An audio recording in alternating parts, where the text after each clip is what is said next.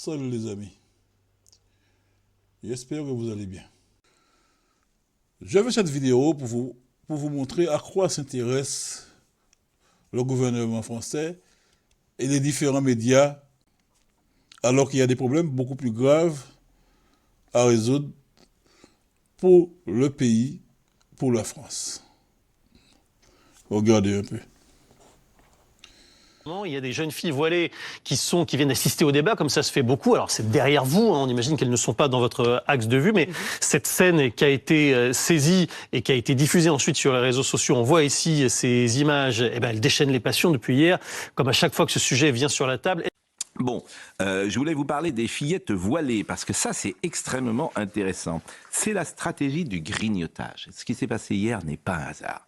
Vous avez des fillettes voilées qui arrivent à l'Assemblée nationale. Il ne faut pas qu'on nous raconte de salade. Elles sont dans l'axe de Yael Braun-Pivet, qui ne dit rien. Absolument. Non. Elle ne dit rien. Et elles sont pas rentrées par hasard. J'ai vu le petit communiqué, parce que ce sont les gens du Modem qui ont fait venir ces deux jeunes filles. Marc Fesneau, ça vient Marc de... Fesneau, qui... Pour la deuxième année consécutive, le déficit public de la France est aggravé en 2024 pour atteindre près de 175 milliards d'euros, soit 6 points du PIB, le prix intérieur brut. Après 5,5 points en 2023, la dette publique culmine désormais à près de 3 300 milliards d'euros. À la fin du premier trimestre 2025, la dette publique s'établit à 3 345,4 milliards d'euros, soit 113,9% du PIB. Le ratio de la dette de la France est désormais le troisième le plus élevé de l'Union européenne, derrière l'Italie et la Grèce.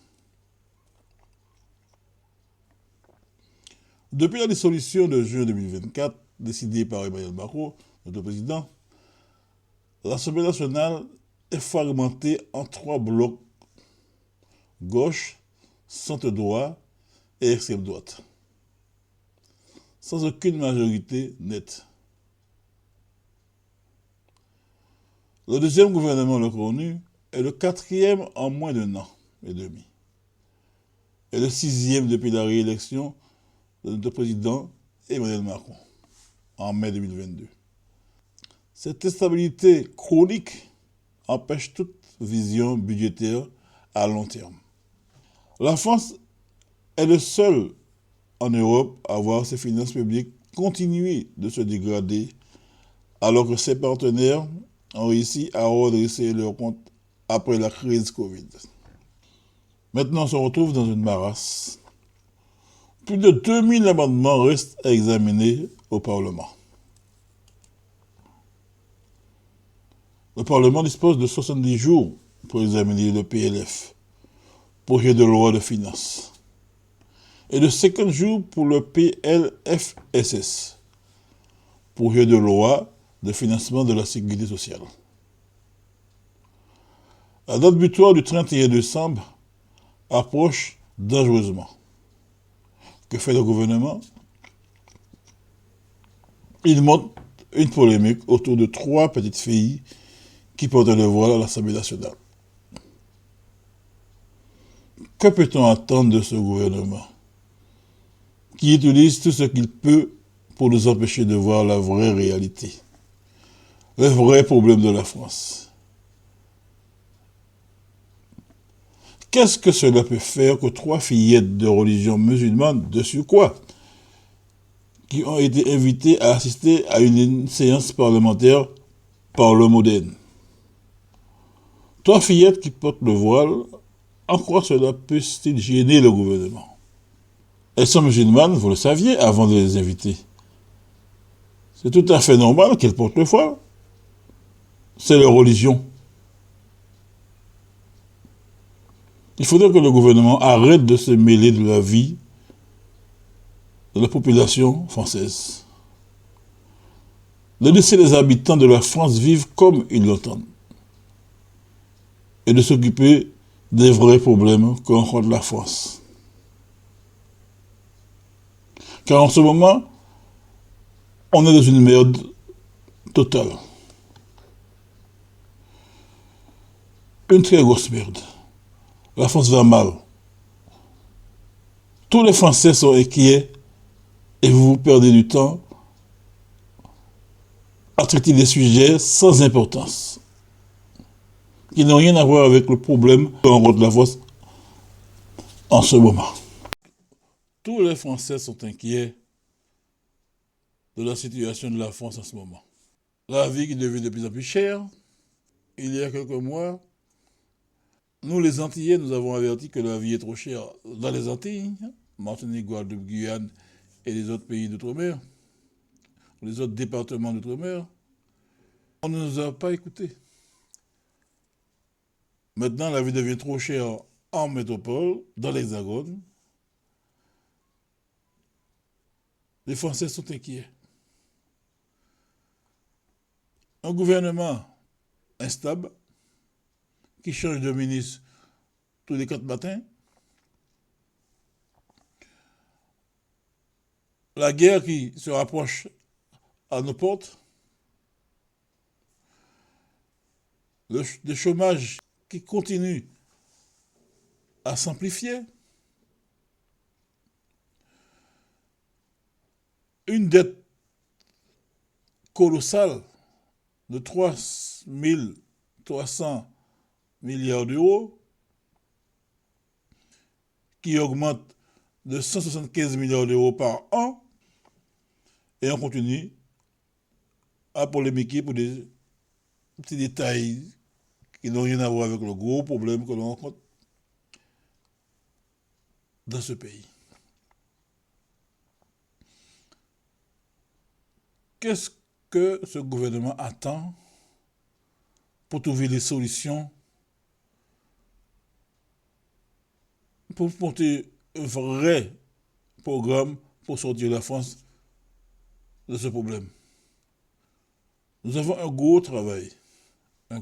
vrai travail à faire pour remonter la pente. 3 300 milliards d'euros. Et vous êtes là en train de discuter des sujets qui ne sont pas importants, alors que on est regardé par le monde entier. La France est regardée par le monde entier. Comment ils vont sortir de cette merde? Alors que les 2 pays qui ont subi cette situation, la Grèce et l'Italie, ont encore du mal à s'en remettre. Après des années. Vous savez bien que c'est le plus gros problème que rencontre la France depuis la Deuxième Guerre mondiale. Il faut vraiment que le gouvernement décide soit de prendre ses responsabilités à bras le corps pour redresser la France. Nous avions mis le peuple français à l'élection de M. Macron.